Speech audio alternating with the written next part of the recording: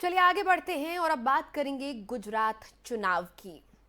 दरअसल गुजरात चुनाव का बिगुल बज चुका है। कुछ समय पहले तक गुजरात में कांग्रेस की स्थिति को लेकर राजनीतिक गलियारों में सवाल पूछे जा रहे थे, लेकिन अब कांग्रेस ने भी अपना एक्टिव मोड ऑन कर दिया है। इसी कड़ी में कांग्रेस पार्टी ने गुजरात चुनाव के लिए कई बड़े नेताओं को चुनावी प्रबंधन की कमान सौंपी है।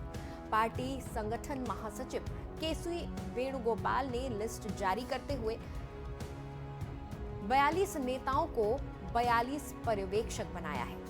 इस सिलसिले में 42 नामों की लिस्ट जारी की गई है। पर्यवेक्षकों में मुकुल वासनिक, मोहन प्रकाश, पृथ्वीराज चौहान, बीके हरिप्रसाद, केएच मुनियप्पा शामिल हैं, जिनको जोनल पर्यवेक्षक बनाया गया है। इसके अलावा हर लोकसभा क्षेत्र में एक पर्यवेक्षक नियुक्त किए गए हैं। पर्यवेक्षक गुजरात की हर सीट पर नजर रखेंगे। पार्टी की ओर से जारी बयान के मुताबिक वासनिक को गुजरात के दक्षिणी जोन, मोहन प्रकाश को सौराष्ट्र क्षेत्र, चौहान को मध्य जोन, हरिप्रसाद को उत्तर जोन का पर्यवेक्षक नियुक्त किया गया। राजस्थान सरकार के कुछ मंत्रियों और पर्यवेक्षकों समेत 32 नेताओं को गुजरात के 26 लोकसभा क्षेत्रों के लिए पर्यवेक्षक बनाया गया है। पार्टी के वरिष्ठ नेता शकील अहमद खान, कांतिलाल भूरिया, राजेश लिलोटिया और कुछ अन्य नेताओं को भी अन्य पर्यवेक्षक की जिम्मेदारी सौंपी गई है। गुजरात की कुल 182 विधानसभा सीटों में से पहले चरण में 89 सीटों पर 1 दिसंबर को चुनाव होगा। वहीं बाकी की 93 सीटों पर 5 दिसंबर को वोट डाले जाएंगे। 8 दिसंबर को मतगणना होगी। गुजरात चुनाव के लिए कांग्रेस के पर्यवेक्षक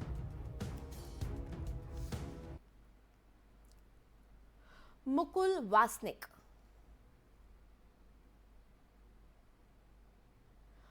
मोहन प्रकाश, बीके हरिप्रसाद, पृथ्वीराज चौहान,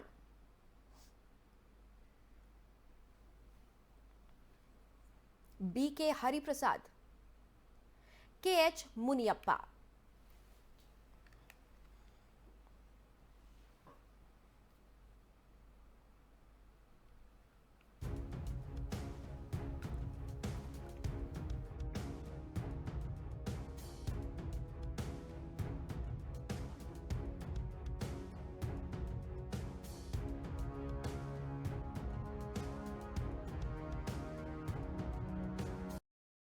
और राहुल गांधी के नेतृत्व में कांग्रेस की भारत जोड़ो यात्रा जारी है। यात्रा के 68वें दिन महाराष्ट्र के हिंगोली जिले में भारत जोड़ो यात्रा की शुरुआत हुई। इस बीच खबर आ रही है कि राहुल गांधी यात्रा से कुछ दिनों के लिए ब्रेक ले सकते हैं।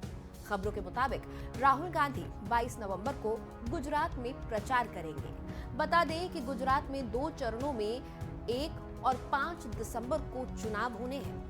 वोटों की गिनती 8 दिसंबर को होगी। अब हिमाचल में चुनाव खत्म होने के बाद कांग्रेस गुजरात पर फोकस कर रही है। इसके चलते अगले कुछ हफ्तों में कांग्रेस के प्रमुख पार्टी नेताओं द्वारा राज्य में कई प्रचार रैलियां निर्धारित की गई हैं। पार्टी अगले 15 दिनों में कुल 25 मेगा रैलियों का आयोजन करेगी, जिसमें 125 विधानसभा क्षेत्रों को कवर किया जाएगा।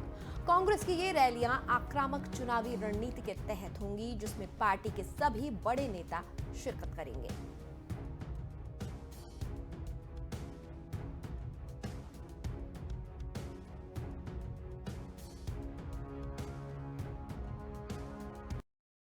और गुजरात चुनाव में प्रचार के दौरान एआईएमआईएम के अध्यक्ष और हैदराबाद के सांसद असदुद्दीन ओवैसी ने लोगों से पूछा कि क्या मैं चचा जान हूं। साथ ही उन्होंने कहा कि मैं सिर्फ सच्चाई ही बोलता हूं और लोगों को बुरी लग जाती है। सुनिए। अच्छा, आप जानेंगे, आप देखेंगे कि हमारे यहां से जाने के बाद कल कांग्रेस और छोटा रिचार्ज के लोग और भाजपा के लोग कल मीडिया को बुला बुला कर बोलेंगे कि ओवैसी ने जो बातें की है ना, वो बहुत गंदी थी, बहुत गंदी बातें की उसने, उसको ऐसा नहीं करना चाहिए था। ये जहां कहीं भी जाता भड़काऊ भाषण देता है। अबे क्या मैं क्या भड़काऊ भाईजान हूं? मैंने किसके खिलाफ कहा? मैं किसी के खिलाफ कहता नहीं हूं, सच्चाई को बयान करता हूं तो इनको तकलीफ हो जाती है। अब कल देखना आप भाजपा वाले बोलेंगे ओवैसी देश से मोहब्बत नहीं करता, ओवैसी देश से मोहब्बत नहीं करता, उसको देश से मोहब्बत नहीं है। कांग्रेस बोलेगी कि ओवैसी बीजेपी को जिताने के लिए चुनाव लड़ता है, और ये छोटा रिचार्ज बोलेगा ओवैसी देश का दुश्मन है। अब ये तीनों एक हो जाते हमारे खिलाफ। अब आपको मैं बता रहा हूं हमसे नफरत क्यों है, क्योंकि हमने आकर जनता के दरमियान में बाबा साहिब अंबेडकर के संविधान को सामने रखकर हमने बात को कहा। क्या कहा कि आप सिर्फ वोट डालने वाले नहीं हैं, आप।